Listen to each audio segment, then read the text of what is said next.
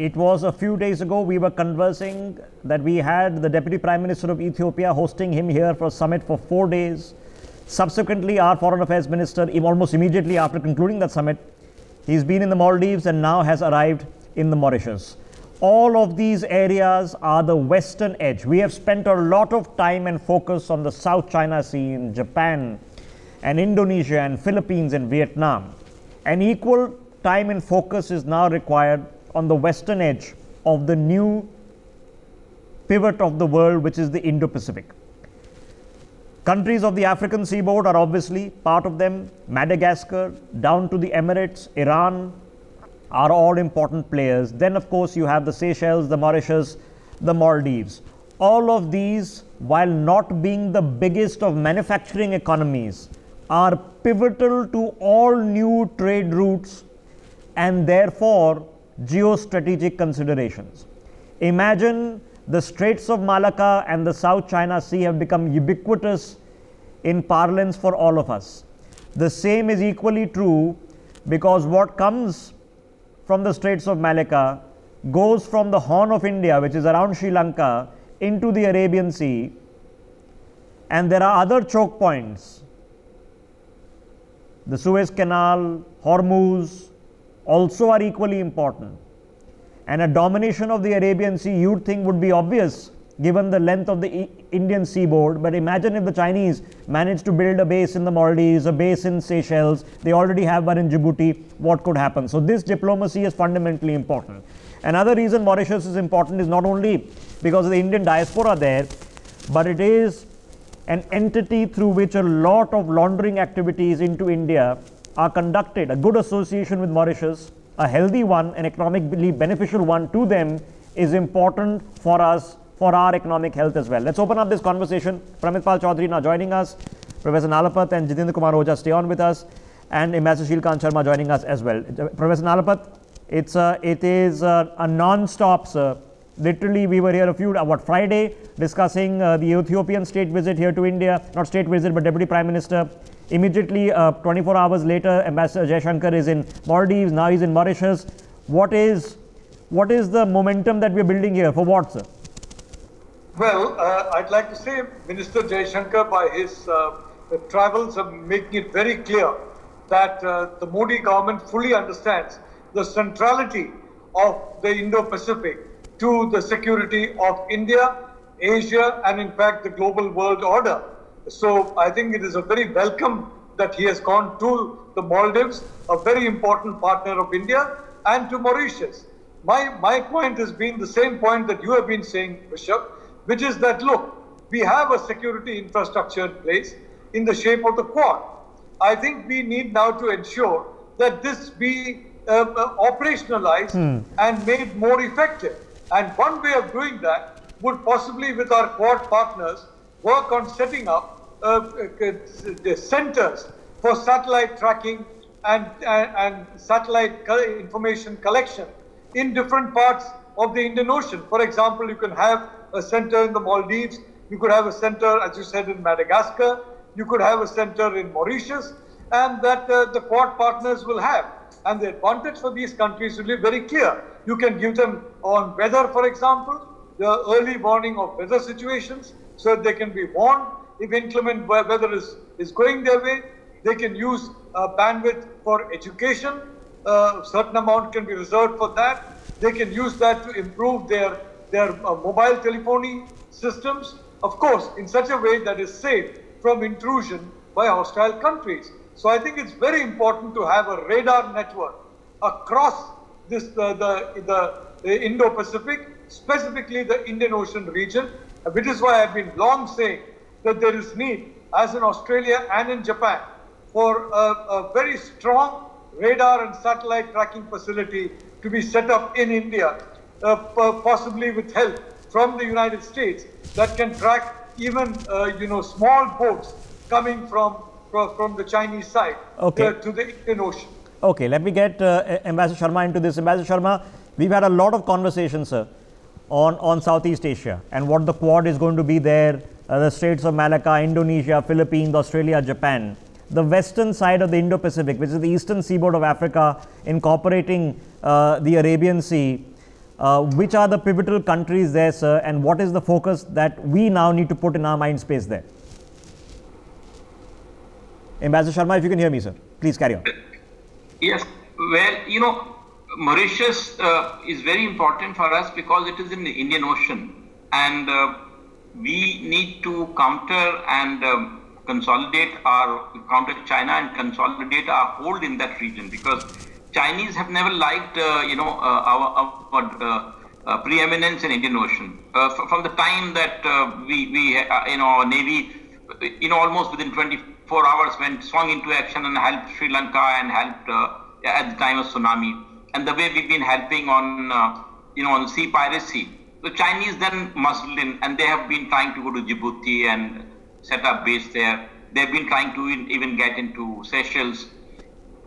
Mercifully, in Maldives and Mauritius, these two areas, two places where foreign Minister Jaishankar visited, we have still a very strong clout.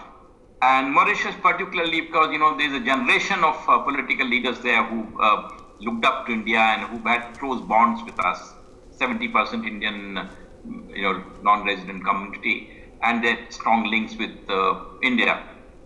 The immediate purpose is the FTA, the foreign trade, the free trade area agreement for trade and investment with Mauritius. But as Professor Nalpat mentioned, yes, there is a very strong strategic, dimension to this relationship. Mauritius also, as you know, controls Diego Garcia. I mean, they have ceded it to UK, which ceded it to the US, and Diego Garcia has been an important US base. Mauritius and India could benefit because with a close cooperation with the US in maintaining this whole area trouble-free and keeping the lines of communications open and free, sea lanes of communications. So there is a strong need for us to work together, and I couldn't agree more with. Okay, so Ambassador Sharma, the littoral states. Now we've talked about we've talked about the littoral states of the Western Pacific, but here of the Western Indian Ocean. Yes. Rishabh, Maldives, for instance, its islands are so extensive that the southernmost go almost to the equator or further south equator. Correct. So, and that's where lies the importance, because we need locations, bases from where we can observe. Okay, and the same applies to then the Seychelles, the same applies to the Mauritius. Mauritius. And how important do these littoral states become, sir, as economic transit points? And then importantly, what's in it for them? What can we offer, or we, along with the US, Australia, Japan, offer that can make up for money-bags China? The Quad is a very strategic or geostrategic arrangement, but we need to have bilateral heft too. So with Mauritius, this whole free trade area agreement and comprehensive investment, and for Mr. Jaishankar's, notebook there is full of these items, projects together and what we can do to enhance trade. Mauritius wants to export things to India. These are the things we should also focus on, and so that they feel bound, with these very numerous links. Okay, and things are seen to be happening. That it's just not MOUs that go nowhere. There's actually action taking place on the ground. Pramit, why don't you come in on this? Yes. Ethiopian Deputy Prime Minister comes immediately after that, a visit to the Maldives, visit to Mauritius. What are the puzzle pieces that we're trying to put together here, in your understanding? So, as a dimension, for example, on the maritime domain awareness structure, going back to the UPA government, we had signed an agreement with the Maldivians to set up, I think, 6 maritime radar installations in the Maldives. But the Maldives didn't move forward on them, partly because they didn't have the capacity themselves to build it, but also because we had a government for a while that was hostile to us and had aligned itself with China. So we are now moving forward on that front and actually going to build them. We've given them the line of credit. It will obviously be Indian companies that will build the bulk of this, and it's quite likely that we will help run those surveillance places. The Maldivians need a lot of connectivity. As Ambassador Sharma mentioned, it's over 1,400 islands, even though most of them are uninhabited. But they're scattered all across the Indian Ocean. They don't actually know what happens in a lot of their own islands, and they need to be better connected. So we are going to have to move into that space and help them, because otherwise China is going to do, or has proposed to do it for them. And that we saw that in the previous government in the Maldives, which again, as I mentioned, was hostile to us, where they handed over a lot of that infrastructure building to the Chinese. So in those areas, you can see physically we're moving. We maintained an air bubble with the Maldives during the pandemic. And one of the interesting consequences of that has been that Maldives, which as you know is a tourism-driven economy, Indian tourists became the #1 tourists in Maldives, which has never been the case before. It used to be China, in fact, followed by the Western countries. But during the pandemic, we became the #1 source of tourists for the Maldivians. And on the international front, we fight on their behalf on climate change issues, which is a major concern for them because they would become submerged. So you can see a whole set of things we are doing. Mauritius, the relationship is much more developed already. We already have, the Mauritian Navy is almost a subset of the Indian Navy in many ways. We're deeply interoperable on a whole host of fronts. You've mentioned how Mauritius is a tax haven, but they have given us complete cooperation in being able to track and find out what flows of capital go between Mauritius and India. And we've now, in fact, as you know, renegotiated a tax treaty with them. And in return, we, for example, are building IT centers. Mauritius needs, while it's tourism-based, it needs to diversify its economy. We are building IT centers, call centers in Mauritius, employing local people. Using Indian companies. So Pramit, I have two quick questions before I bring in Mr. Roja as well. If the proof of the pudding is in the eating, that the translation of these MOUs not the first time we are signing them, we've been signing MOUs with countries for years and years. And throughout your career, you know, it's the MOU part, which is only the boring part, because nothing ever comes out of it. How do we then improve our strike rate? That when we are saying that we're going to do a project, after the MEA has gone and signed it, what then needs to happen at the back end? Well, I think one of the key things is that we're moving the Indian private sector as being a major player in a lot of the implementation. Before, when we would use a government PSU or we would just leave it to the ministries, very often budget cuts or just reshuffles of the bureaucracy or just a change in government resulted in a lot of these falling off the shelf or becoming slowing down dramatically. So like the IT sector things in Mauritius are being driven by the government of India giving contracts or providing assistance to Indian companies, the Infosys and the TCSs of India, to set these shops up, and saying that make these commercially viable. Only go in if it makes sense for you to do so. And once it becomes a profit-making, economically sustainable action, then there's no issue. Yeah, there's a return on investment, in fact. Okay, Pramit, quickly, what is the diaspora here, opportunity here? I've been reached out to by so many people who are living in Mauritius, and they want to engage a lot more here. What is the diaspora opportunity?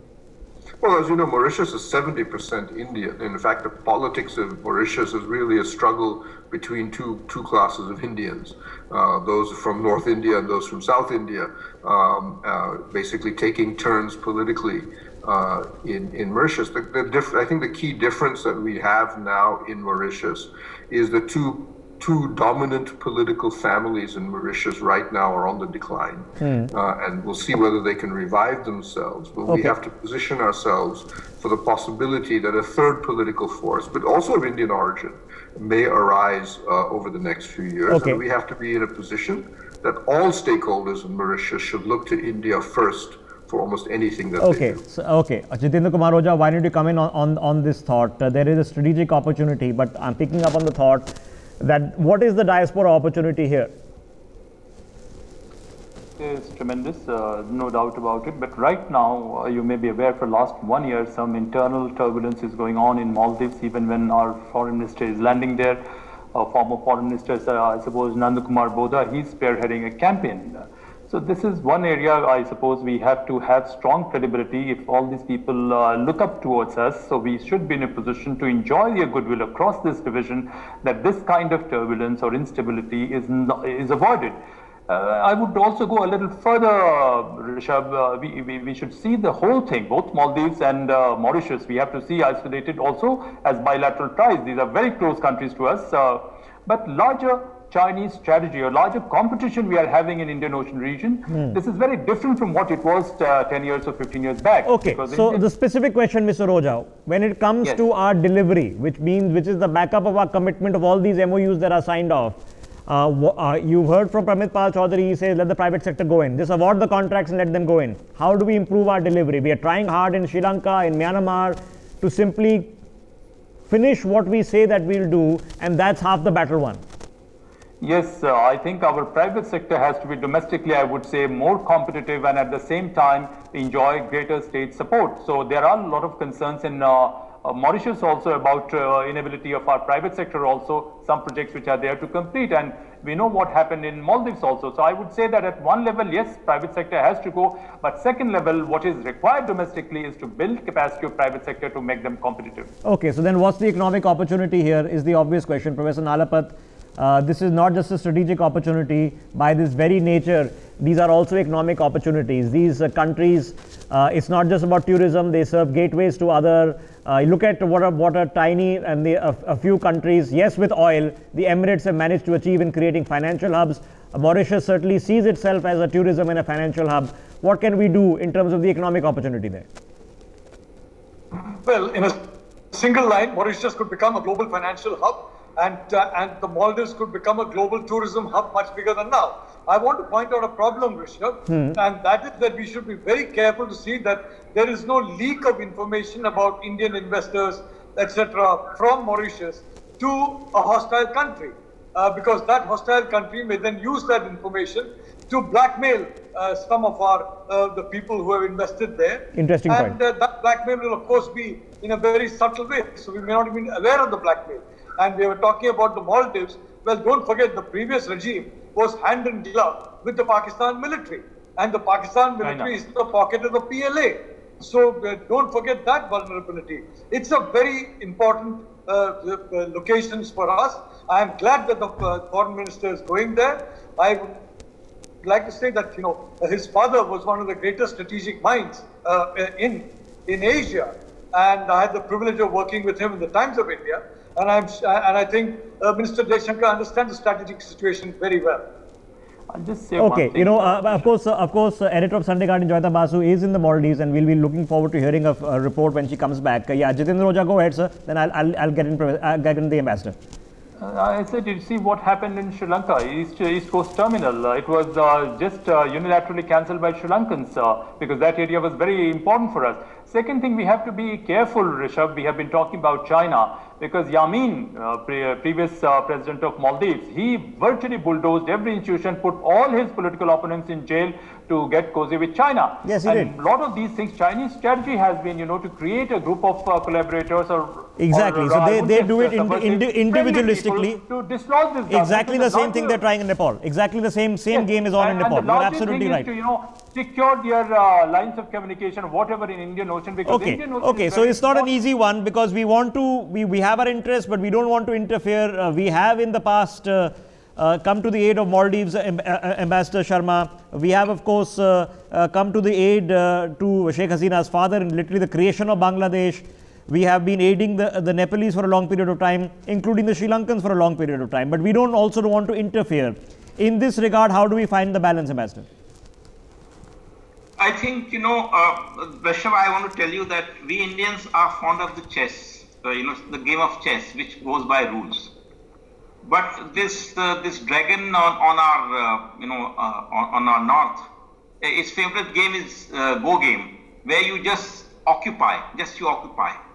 So we have to also change our mindset in that sense. And I'm very happy that Professor Nalapat, recalled what the grand old man of Indian strategy, Mr. Subramaniam, he actually used to talk about these things way back, 30 years back. So we need to be a little more aggressive and more reassuring to the people, to the countries where we go, that look, we are here with you and we would do these things, and then we sit there with some weight there.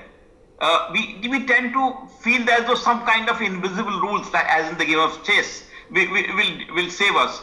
There are no rules, and particularly if you are in competition with a country which actually begins with no rules, or rules are only for itself.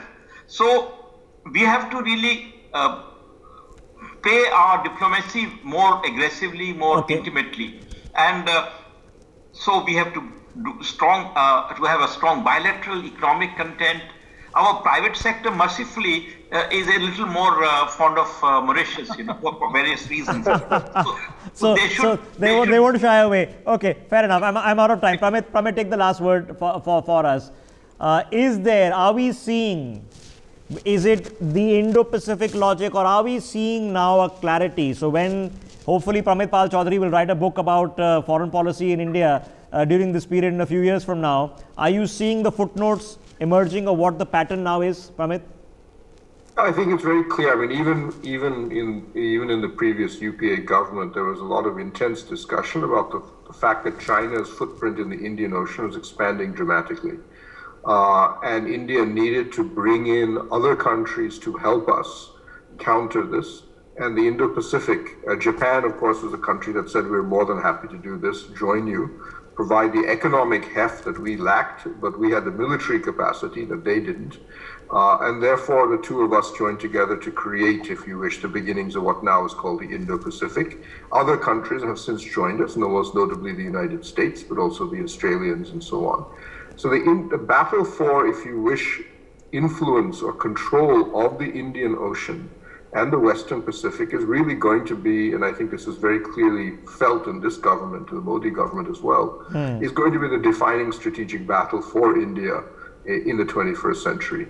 And China is very clear in its view, as its Navy chief, or one of its naval chiefs said, the Indian Ocean cannot be India's ocean. Yeah. And that was a very clear signal from them as to what they felt was going to be happening. And I think the only hope I can see in this is the alacrity of action. I have not seen this in a very, very long period of time. Jitendra, literally, Mr. Roja, yes, sir, I'm way out of time anyway. One sentence, go ahead.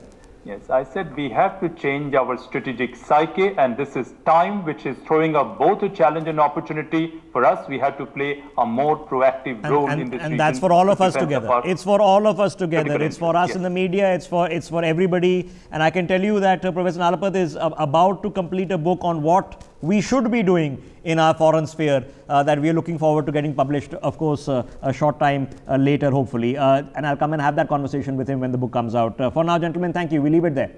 For more such videos, subscribe to the NewsX YouTube channel, hit the bell icon.